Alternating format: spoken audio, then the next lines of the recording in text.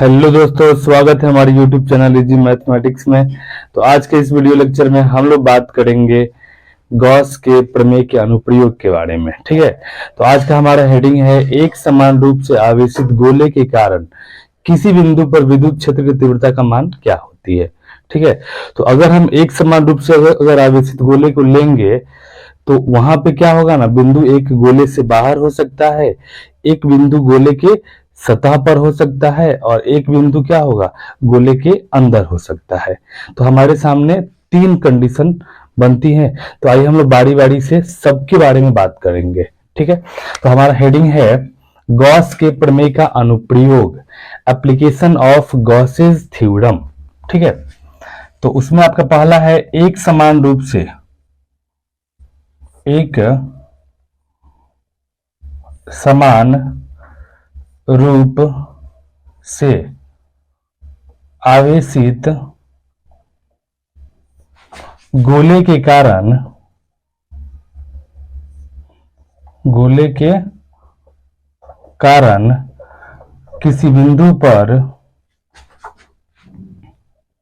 किसी बिंदु पर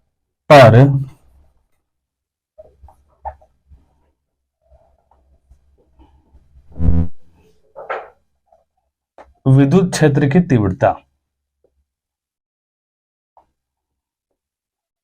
क्षेत्र की तीव्रता ठीक है, ये आपका है क्या, गॉस के प्रमेय का अनुप्रयोग है कि अगर एक समान रूप से अगर कोई आवेशित अगर गोला है तो उसके कारण विद्युत क्षेत्र की तीव्रता क्या होती है।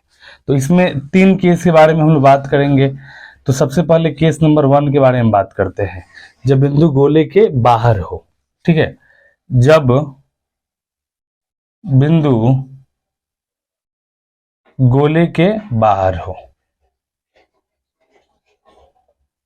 जब बिंदु गोले के बाहर हो। ठीक है, तो चलिए हम एक गोला लेते हैं। ठीक है ना, मान लीजिए ये आपका क्या है, एक गोला है। ठीक है, इस गोला का नाम हम रखते हैं ए। गोला का क्या नाम रखते हैं जी, ए। और इस गोला को हमने प्लस क्यू आवेश दिया, तो ये प्लस आवेश क्या हो गया, गोले के सतह पर चारों तरफ फैल गया। ये प्लस क्यू आवेश जो है ये गोले के सतह पर चारों तरफ क्या हो गया, फैल गया। और इस गोले का केंद्र O है और इसकी त्रिज्या है R। और इस गोले के केंद्र O से R दूरी पर एक बाहर की ओर बिंदु है, इस बिंदु का नाम क्या है, P। और इसी बिंदु P पे हमें क्या करना है, विद्युत क्षेत्र की तीव्रता का मान बताना है। ठीक है ना, तो इसमें हम क्या करेंगे, सबसे पहले कि इस बिंदु P से होकर जाने वाले एक गोला की हम लोग कल्पना करेंगे। बिंदु P से होकर जाने वाली गोले की एक कल्पना करेंगे और इस गोला को हमने मान लिया B। क्या मान लिया जी, B। अब यहाँ पे देखिए तीव्रता हम लोग गॉस के प्रमेय से इस्तेमाल करने वाले हैं, तो हमें फ्लक्स निकालना जरूरी है। ठीक है ना, तो अगर हम बोलेंगे गोले का संपूर्ण पृष्ठीय क्षेत्रफल क्या होगा, तो गोले B का संपूर्ण पृष्ठीय क्षेत्रफल, ठीक है ना। तो हमें पता है कि गोले का संपूर्ण पृष्ठीय क्षेत्रफल होता है 4 पाई r स्क्वायर और त्रिज्या है इसका, देखिए त्रिज्या क्या है, छोटा r, तो 4 पाई r स्क्वायर। ठीक है, तो क्षेत्रफल हमें पता चल गया। ठीक है ना, और यहाँ पे इस आवेश के कारण विद्युत क्षेत्र की तीव्रता आपका इधर की ओर होगी और अल्पांश क्षेत्रफल भी इसका इधर की ओर होगा, यानी क्षेत्रफल सदिश भी इधर और विद्युत क्षेत्र की तीव्रता भी इधर। तो दोनों के बीच बनने वाला कोण कितना हो जाएगा, थीटा बराबर 0 डिग्री हो जाएगा। ठीक है ना, तो अब आइए हम फ्लक्स निकालते हैं। ठीक है ना, तो फ्लक्स क्या हो जाएगा, हमें फ्लक्स पता है कि विद्युत क्षेत्र की तीव्रता और क्षेत्रफल के अदिश गुणनफल को विद्युत फ्लक्स कहते हैं। तो फाई बराबर ये हो जाएगा ई ए कॉस थीटा, ए कॉस थीटा। अब देखिए फाई बराबर ई ए, यहाँ पे थीटा का मान हो जाएगा 0 डिग्री, तो कॉस 0 डिग्री। फाई बराबर ये हो जाएगा ई ए, कॉस 0 का मान 1 होता है तो 1। ये आपका हो गया समीकरण नंबर 1। ठीक है ना, ई ए। अब गॉस के प्रमेय से हम क्या जानते हैं जी, तो गॉस के प्रमेय से, इसके पहले वाले वीडियो लेक्चर में हमने देखा है कि गॉस का प्रमेय से होता है कि फ्लक्स जो होता है वो आवेश का 1/एप्सिलॉन नॉट गुना होता है, यानी फाई बराबर क्यू बटा एप्सिलॉन नॉट। ये आपका हो गया समीकरण नंबर 2। ठीक है, आप यहाँ देख सकते हैं समीकरण 1 में फाई और इधर भी फाई, तो दोनों को हम क्या कर देंगे, बराबर कर देंगे। तो लिखेंगे समीकरण 1 और 2 से, समीकरण 1 और 2 से। ठीक है, अब देखिए समीकरण 1 में क्या है, इधर आरएचएस है ई ए, तो ये आपका हो जाएगा ई ए, और इधर क्या है जी, इधर है क्यू अपॉन एप्सिलॉन नॉट। यहां से ए का मान हम आसानी से रख सकते हैं। ए मतलब क्या, क्षेत्रफल 4 पाई आर स्क्वायर। तो अगर ए का मान अगर हम यहाँ रखेंगे तो क्या हो जाएगा 4 पाई आर स्क्वायर, और ये क्यू बटा एप्सिलॉन नॉट।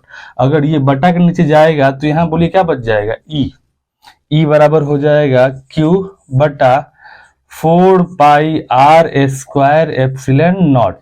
और इसी को अगर हम अच्छे से लिखेंगे तो क्या हो जाएगा 1/4 पाई एप्सिलॉन नॉट क्यू बटा आर स्क्वायर। और यही क्या है आपका विद्युत क्षेत्र की तीव्रता है। ठीक है ना, यानी अगर एक समान रूप से अगर आवेशित अगर गोला है तो उस गोले के केंद्र से बाहर अगर कोई बिंदु है तो इस बिंदु पर विद्युत क्षेत्र की तीव्रता जो होगी वो क्या होगी, E बराबर 1/4 पाई एप्सिलॉन नॉट आवेश बटा दूरी का वर्ग, यानी दूरी का स्क्वायर, ये आपका होगा। तो ये आपका हो गया केस 1। आइए हम लोग बात करेंगे केस 2 के बारे में, जब बिंदु कहाँ हो, गोले के सतह पर हो। ठीक है, तो आइए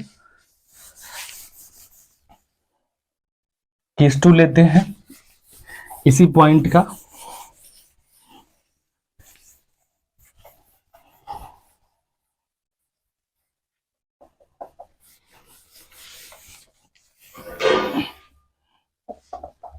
चलिए, तो इसी टॉपिक का हम लोग लेते हैं केस 2, जब बिंदु कहाँ हो, गोले के सतह पर हो। ठीक है, तो केस 2 में आपका आ जाएगा जब बिंदु गोले के सतह पर हो, सतह पर हो। तो फिर से हम क्या करेंगे, फिर से हम एक समान रूप से एक गोला लेंगे, इस गोले का नाम रखेंगे ए, और इसको हमने फिर से कौन सा आवेश दे दिया, प्लस क्यू आवेश दे दिया, और ये फिर से प्लस आवेश गोले की सतह पर क्या होगा, फैल जाएगा, गोले की सतह पर फैल जाएगा। और इस बार जो बिंदु लेना है हमें वो कहाँ लेना है जी, गोले के सतह पर लेना है। तो ये आपका हो जाएगा केंद्र, और गोले की त्रिज्या हो जाएगी आर, क्या हो जाएगी, और बिंदु हमें लेना है गोले के सतह पर। ठीक है ना, तो ये बिंदु P आपका हो जाएगा गोले के सतह पर। ठीक है, और ये केंद्र O हो गया, और केंद्र से इस सतह की दूरी क्या है, R है, यानी गोले की त्रिज्या है। ठीक है ना, तो चलिए यहाँ पे हम लिखेंगे गोले A का संपूर्ण पृष्ठीय क्षेत्रफल, संपूर्ण पृष्ठीय क्षेत्रफल A बराबर क्या हो जाएगा 4 पाई आर स्क्वायर। यहाँ पे त्रिज्या क्या है, त्रिज्या है बड़ा आर, तो बड़ा आर स्क्वायर हो जाएगा। ठीक है ना, चलिए फ्लक्स निकालते हैं। फाई बराबर क्या हो जाएगा, E vector dot A vector, तो फाई बराबर ये हो जाएगा ई ए कॉस थीटा। और यहाँ आप समझ सकते हैं कि क्षेत्रफल की दिशा भी वही है और तीव्रता की दिशा भी वही है, दोनों की दिशा क्या है, समान है। तो यहाँ थीटा का मान हो जाएगा 0 डिग्री, तो फाई बराबर ई ए कॉस थीटा का मान 0 डिग्री, तो फाई बराबर ये ई ए कॉस 0 का मान क्या होता है, 1 होता है। ठीक है ना, तो ये आपका ई ए हो जाएगा। यहाँ पर आप ए का मान रख भी सकते हैं, ये हो जाएगा ई गुने ए का मान 4 पाई आर स्क्वायर, समीकरण नंबर 1। ठीक है, ये आपका हो गया फ्लक्स। लेकिन अब गॉस के प्रमेय से क्या होता है जी, तो गॉस के प्रमेय से होता है, बोल दीजिए आप लोग एक बार, गॉस के प्रमेय से होता है फाई इक्वल टू क्यू बटा एप्सिलॉन नॉट, समीकरण नंबर 2। अगर हम दोनों समीकरण को इक्वल करेंगे तो हमें क्या मिलेगा, लिखेंगे समीकरण 1 और 2 से, समीकरण 1 और 2 से। ये समीकरण देखिए क्या है, ई गुने 4 पाई आर स्क्वायर इक्वल टू ये क्यू बटा एप्सिलॉन नॉट। ये 4 पाई आर स्क्वायर कहाँ जाएगा, बटा के नीचे, तो क्या हो जाएगा, ई बराबर 1/4 पाई एप्सिलॉन नॉट क्यू बटा दूरी, यानी यहाँ पे क्या है, बड़ा आर। आपने देखा वहां पर दूरी क्या था, छोटा आर, तो छोटा आर स्क्वायर आ गया। यहाँ दूरी क्या है, बड़ा आर, तो बड़ा आर स्क्वायर आ गया, ठीक है ना। तो यहाँ पे सतह पे क्या हो जाएगा, बड़ा आर स्क्वायर, यानी त्रिज्या का स्क्वायर होगा, ठीक है। अब हमारा तीसरा पॉइंट है कि जब बिंदु कहाँ हो, गोले के अंदर हो। तो इस बार हम फिगर को मिटाएंगे नहीं, ठीक है ना, इसी को ले लेते हैं। अब बोलिए बिंदु कहाँ है हमारा, गोले के अंदर है। जब बिंदु गोले के अंदर हो, गोले के अंदर हो, इसी में हम कुछ सुधार कर लेते हैं। मान लीजिए ये गोले का केंद्र O है और हमारा बिंदु क्या है, यहाँ पे है, ठीक है ना, इस बिंदु पर। तो इस बिंदु से होकर मान लीजिए जाने वाला एक गोला इस प्रकार से है। इस गोला का नाम रखते हैं हम C। क्या रखते हैं जी, C। और इसकी त्रिज्या है R1। क्या है जी, R1, ठीक है। तो हम यहाँ बोलेंगे गोले C का संपूर्ण पृष्ठीय क्षेत्रफल A बराबर, ये हो जाएगा 4 पाई R1 स्क्वायर, 4 पाई R1 स्क्वायर, और फाई बराबर E vector dot A vector, E A cos theta, E A cos 0 ई ए, और ये आपका हो जाएगा क्या, बोलिए 4 पाई R1 स्क्वायर, ठीक है ना। लेकिन यहाँ पे अब क्या होगा ना, कि हमें पता है कि अगर ये बिंदु अगर अंदर है तो अंदर तो आवेश है नहीं, और जहां आवेश नहीं होगा वहां फ्लक्स क्या होगा, 0 होगा, ठीक है ना। यानी गॉस के प्रमेय से आप देख सकते हैं कि ये जो आवेश है ये गोले के चारों तरफ है और बिंदु कहाँ है, गोले के अंदर है। तो जब बिंदु गोले के अंदर है और वहां आवेश नहीं है तो वहां फ्लक्स क्या होगा, 0 होगा, ठीक है ना। तो गॉस के प्रमेय से, गॉस के प्रमेय से फाई बराबर क्यू बटा एप्सिलॉन नॉट तो होगा, लेकिन गोले के अंदर आवेश क्या है, 0 है, तो 0 बटा एप्सिलॉन नॉट, तो फाई बराबर क्या हो जाएगा, 0। समीकरण नंबर 2। अगर इस सिचुएशन में अगर हम दोनों समीकरण को बराबर करेंगे तो हमें क्या मिलेगा, बोलिए, हमें मिलेगा ई गुने 4 पाई R1 स्क्वायर बराबर 0, और हमें ई बराबर मिल जाएगा 0। तो इस प्रकार से एक समान रूप से आवेशित गोले के अंदर विद्युत क्षेत्र की तीव्रता क्या होती है, 0 होती है। जहां पर आवेश ही नहीं है वहां पे तीव्रता क्या होगी और क्या फ्लक्स होगी, ठीक है ना। तो यहाँ पे फ्लक्स भी 0, ठीक है ना, आवेश भी 0, फ्लक्स भी 0, तीव्रता भी 0। क्यों, क्योंकि यहाँ पे आवेश है ही नहीं, ठीक है।